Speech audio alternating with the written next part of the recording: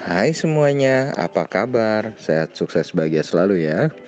Jangan lupa subscribe, like, dan juga bagikan channel ini agar kami dapat lebih bersemangat memberikan Anda berbagai informasi dan konten yang bermanfaat.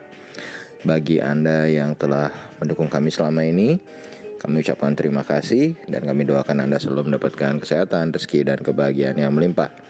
Mari kita mulai market review untuk perdagangan hari ini, hari Selasa, tanggal 13 Oktober 2020.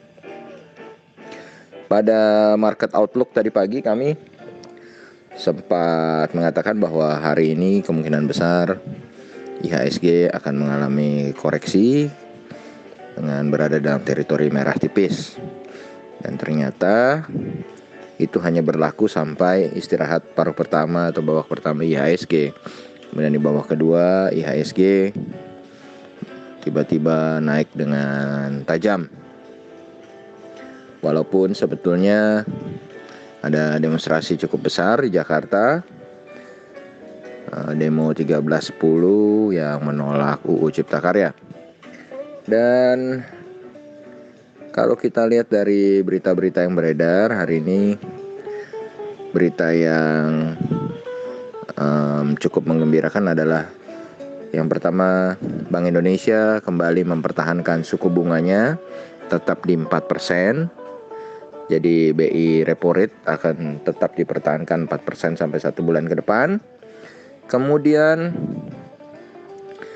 adanya merger Bank Mandiri Syariah, BNI Syariah dengan BRI Syariah, dengan pimpinan dari Mandiri Syariah yang ditunjuk sebagai penanggung jawabnya sementara ya, jadi pelaksana penggabungan merger. Kemudian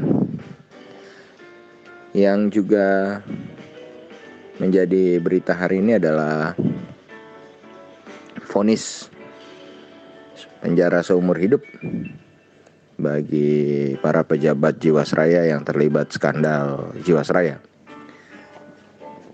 Apakah ini yang memicu naiknya IHSG di babak kedua, atau memang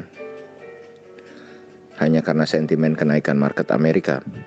Yang jelas market Indonesia sudah 7 hari berturut-turut berada dalam posisi hijau ya. Sungguh luar biasa. When the market says, apapun bisa terjadi. Dan hari ini sendiri sebenarnya IHSG berada di titik terendahnya di 5.064.171 setelah dibuka di 5.093.422 dan ditutup hari ini di titik tertingginya adalah di penutupan, yaitu di 5.132.572, dan IHSG sendiri mengalami kenaikan 39,473 poin atau 0,78%. Sedangkan total transaksi meningkat cukup tajam, meningkat daripada kemarin juga, yaitu 8,918 triliun.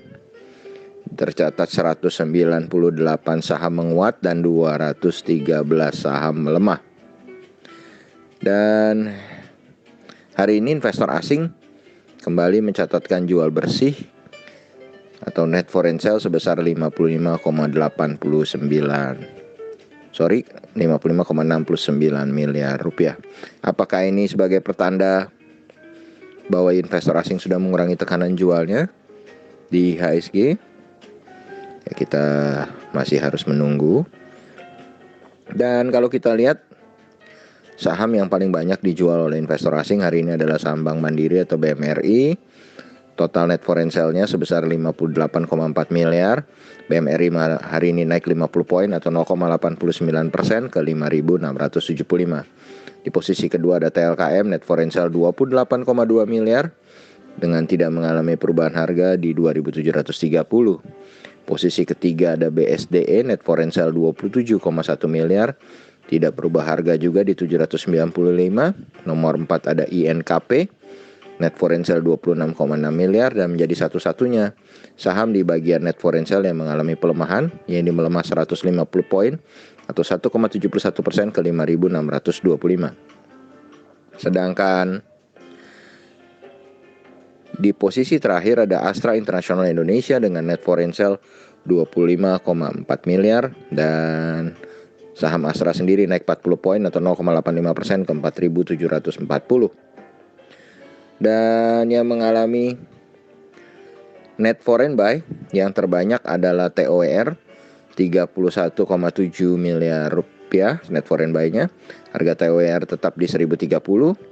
Yang kedua ada POLL atau Polux Property, net foreign buy 13 miliar dan mencatat penurunan satu-satunya di top net foreign buy yang mengalami penurunan, dan penurunannya juga nggak tanggung-tanggung, 6,64% atau 450 poin.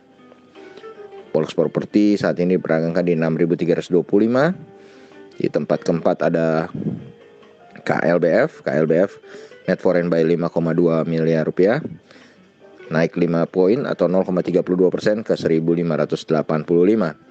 Yang keempat net foreign buy 5 miliar rupiah UNVR, naik 25 poin atau 0,31% ke 7.975.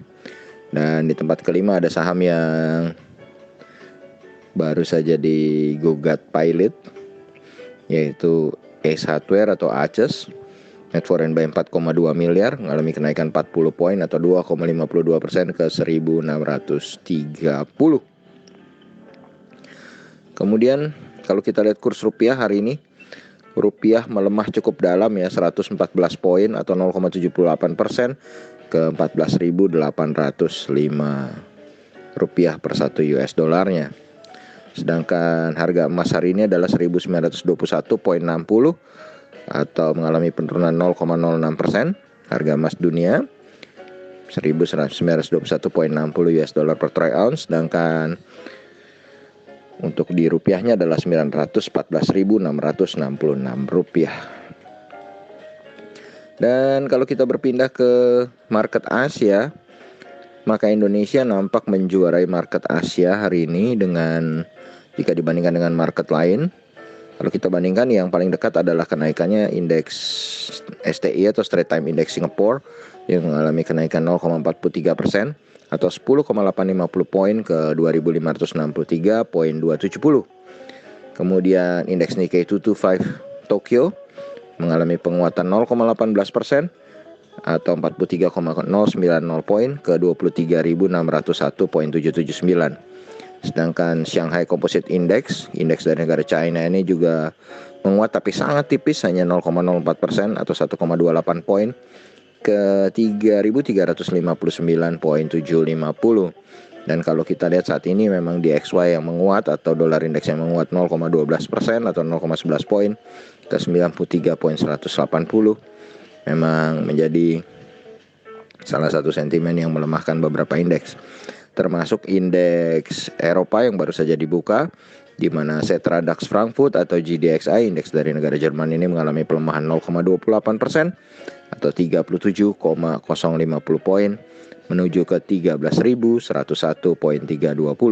Sedangkan indeks dari negara Inggris, yaitu FTSE 100 Index London, mengalami pelemahan juga 17,150 atau 0,29% ke 5.984,230. Sedangkan Dow Jones Index Future juga melemah 0,43% atau 124 poin ke 28.673. Lalu bagaimana dengan IHSG? Setelah 7 hari berturut-turut berada dalam teritori hijau, kembali kami memprediksi bahwa besok IHSG akan mengalami koreksi sehat atau koreksi minor setelah 7 hari mengalami penguatan. Dan kami meramalkan akan terjadi koreksi, kali ini bukan 55 tapi 60%, karena kami melihat market Eropa dan market Amerika juga berada dalam posisi merah. Tapi ini masih bisa berubah. Kami menunggu penutupan market Amerika dan Eropa hari ini yang akan kami rangkum besok di Market Outlook. Tentu saja sebelum pasar buka, untuk melihat bagaimana situasi terkini dari penutupan market Eropa, Amerika, bursa komoditi, dan juga pembukaan market regional Asia. Sedemikianlah market review hari ini, semoga bermanfaat.